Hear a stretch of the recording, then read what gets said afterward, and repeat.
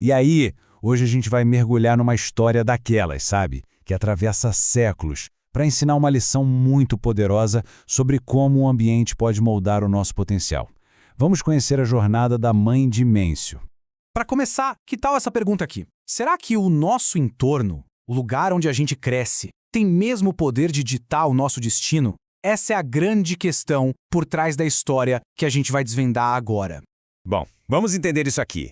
A expressão Menmo Sanqian se traduz de forma bem direta como a mãe de Mêncio se muda 3 vezes. E olha, esse se tornou um dos contos mais famosos da China sobre dedicação dos pais, mostrando a determinação de uma mãe para garantir que o filho tivesse o melhor começo de vida possível. Então, bora lá. Vamos acompanhar essa jornada passo a passo e ver direitinho o que motivou cada uma dessas decisões tão drásticas.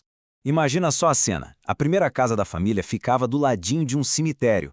Um lugar, de silêncio, de tristeza, cheio de rituais bem solenes. E para uma criança pequena, aquilo ali virou o seu primeiro playground e a sua primeira sala de aula. E o que aconteceu? O jovem Mêncio, como qualquer criança, começou a imitar tudo o que via. De repente, a brincadeira dele era realizar funerais, copiar os choros e os gestos das pessoas de luto. A mãe dele, claro, observava tudo aquilo com uma preocupação cada vez maior.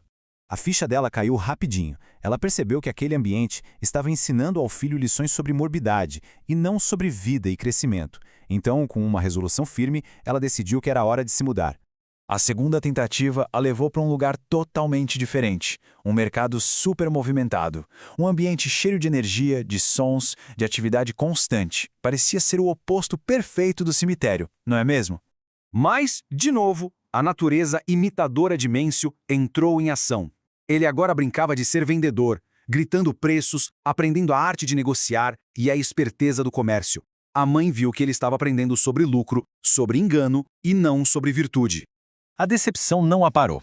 Ela reconheceu que, embora o ambiente fosse outro, ainda não era o ideal para a formação do caráter que ela sonhava para o filho. E assim, ela preparou a família para mais uma mudança. Então vamos só recapitular. O primeiro ambiente ensinou sobre o fim da vida e o segundo sobre a agitação do comércio. Nenhum dos dois estava focado no conhecimento ou na conduta ética que ela tanto desejava para o filho.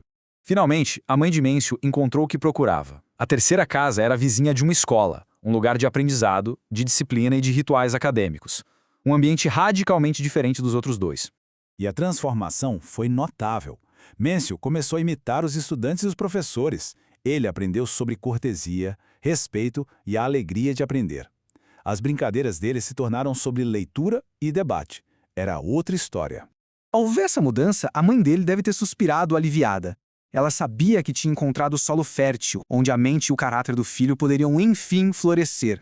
A busca tinha terminado. E o resultado? Bom, ele fala por si. A dedicação e a sabedoria da mãe dele em escolher o ambiente certo foram fundamentais para que Mêncio se tornasse a figura histórica reverenciada que a gente conhece hoje. Agora, vamos sair um pouco da narrativa e mergulhar na análise para ver como essa história tão antiga continua a ter um impacto tão forte. Esse provérbio é a destilação perfeita da lição. Assim como um objeto pega a cor do que está perto, o nosso caráter é tingido pelas pessoas, ideias e valores que nos cercam. É uma verdade simples, mas profundamente poderosa. Então, a gente pode resumir os aprendizados em 3 pontos bem claros. Primeiro, o ambiente tem um papel decisivo na formação de quem nos tornamos. Segundo, as pessoas que a gente vê e imita são cruciais. E terceiro, a criação dos filhos não é passiva, ela exige ação e escolhas conscientes. No final das contas, esta não é apenas uma história sobre uma mãe e um filho de muito tempo atrás. É um espelho que nos convida a refletir sobre quais são os cemitérios, os mercados e as escolas em nossas próprias vidas. E isso nos leva a uma questão final para reflexão. Hoje, nossos ambientes não são só físicos. A gente passa muito tempo em espaços digitais, redes sociais, comunidades online. Então, qual é a vizinhança que estamos escolhendo para nós e para os outros nesse mundo tão conectado? A resposta pode muito bem definir quem iremos nos tornar.